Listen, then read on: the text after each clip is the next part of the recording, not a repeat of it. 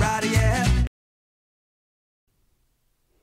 What a magic week in Perth. The sun is shining, the birds are singing. It really is a true taste of spring. On this week's episode of Healthy Vibe Gig Guide, I've taken a look at a number of community events, so featuring healthy people and healthy communities. I stop in at the Perth KILT Fun Run, which is a great community event that has attracted people from all over Perth, from Joondalup to Serpentine.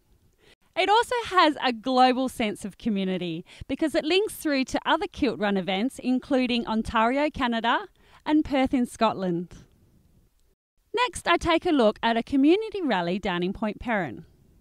This is looking at the importance of shared open community spaces, the importance of connecting with other people in your local community, and how this all links to overall health and well-being within local environments.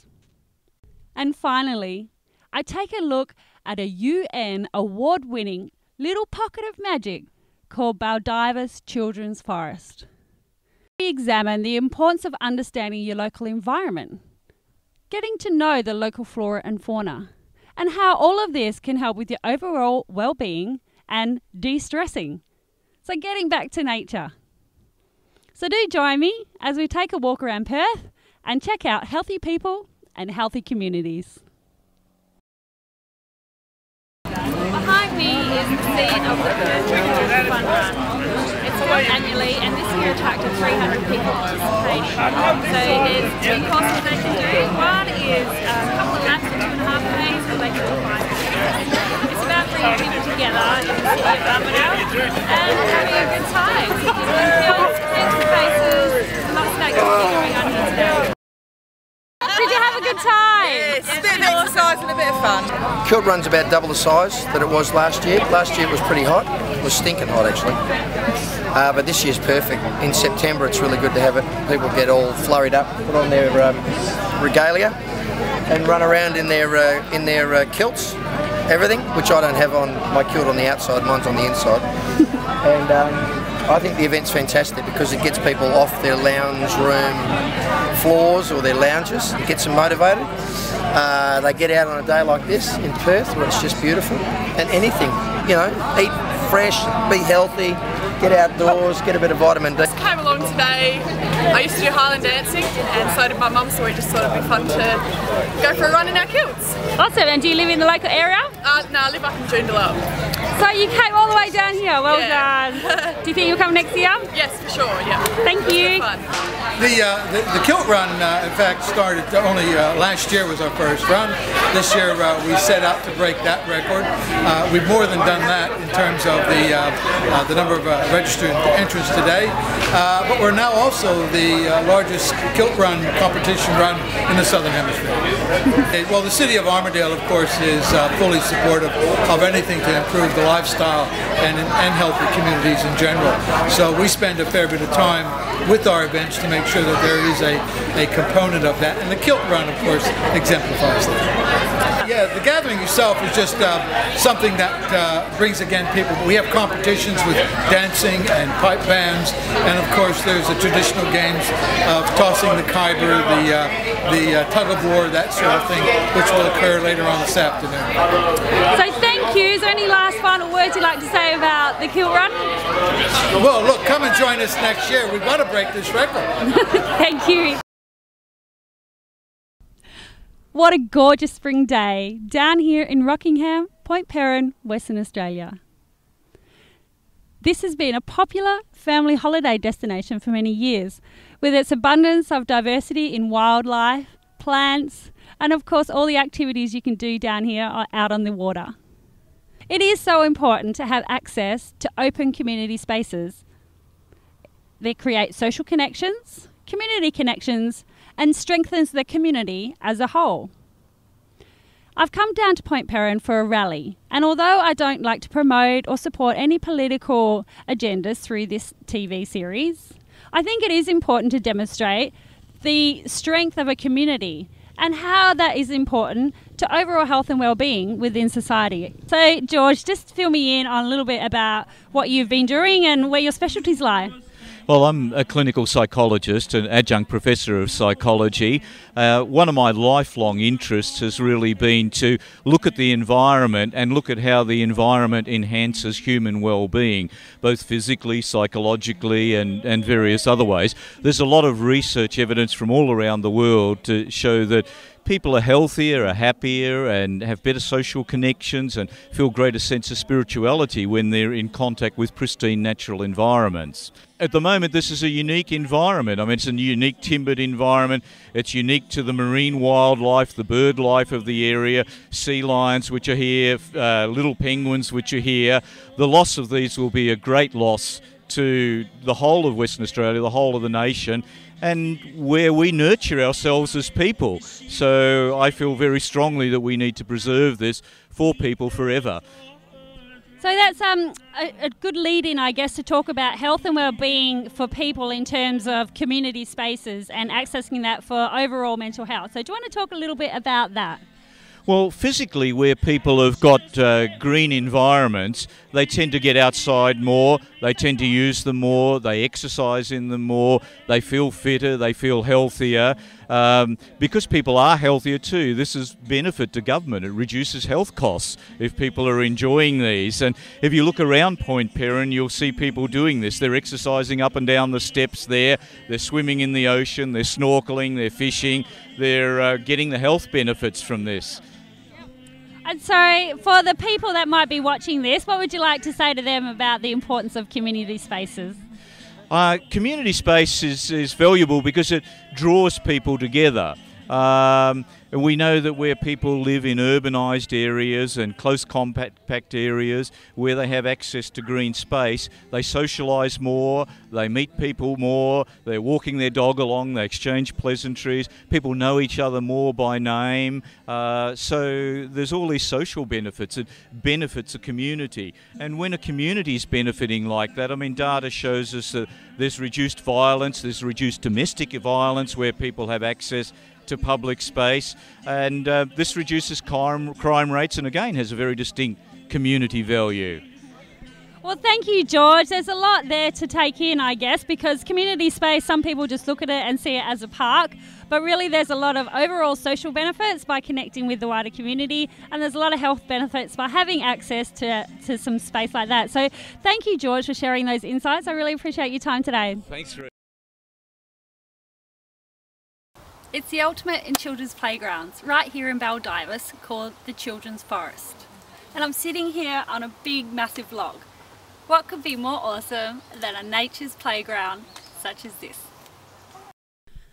Sabrina Hahn's joining me after a huge tour around the Children's Forest today in Baldivis. So I wanted to talk to you a little bit about the importance of getting out into nature, which gives you holistic lifestyle and healthy living and overall well-being.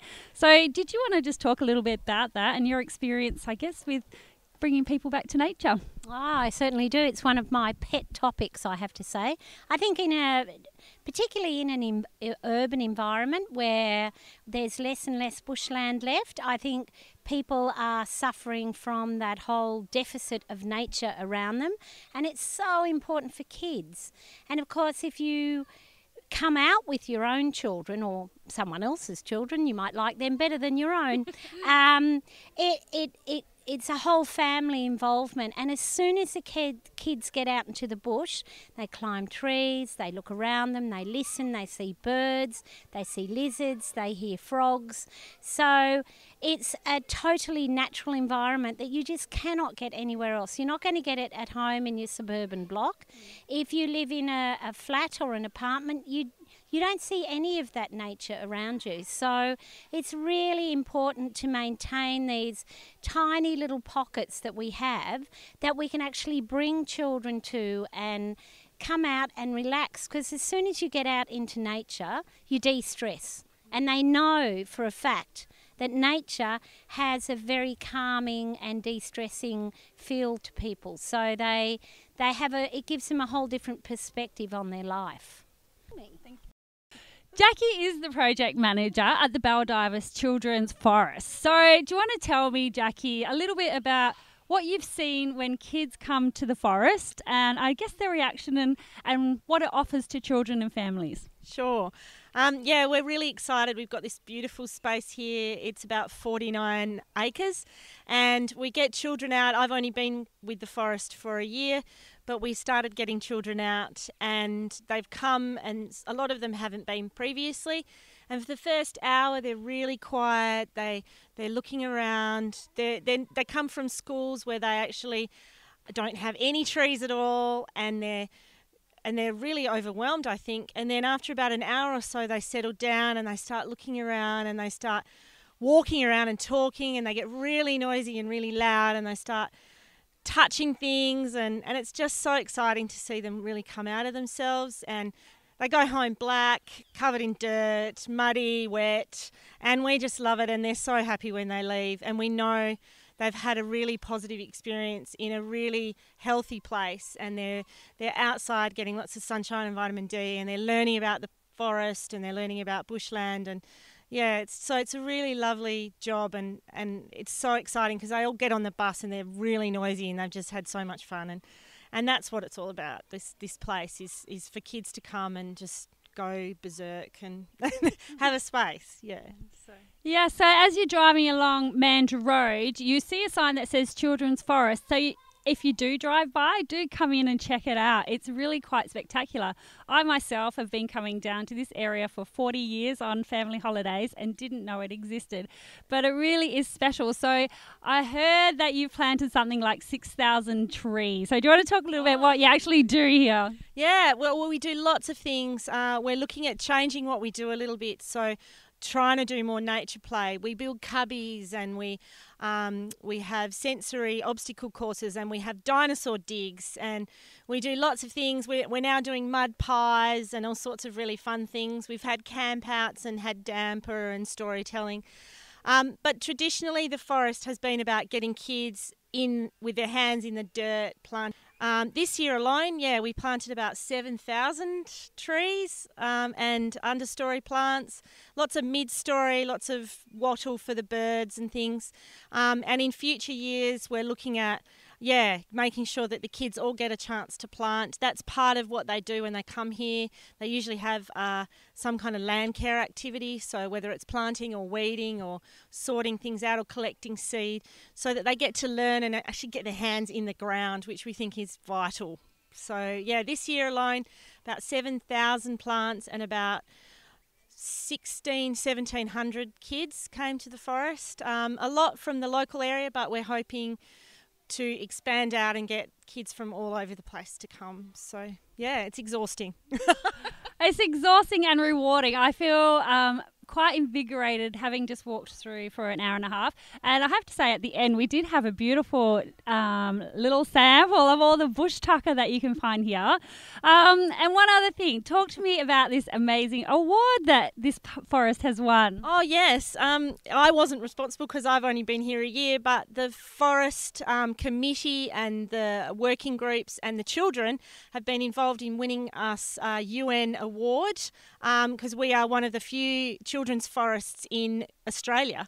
Well, that's pretty spectacular, I have to say. So a UN award, a global recognition for how amazing it is. So we talk about healthy you and healthy planet and getting back into nature and community. So I think this ticks all the boxes for that. So thanks for joining me today, Jackie. No, thank you so much for having us, and thank you for coming and seeing. I think you just need to come and be here. It's a public open space. You're welcome anytime.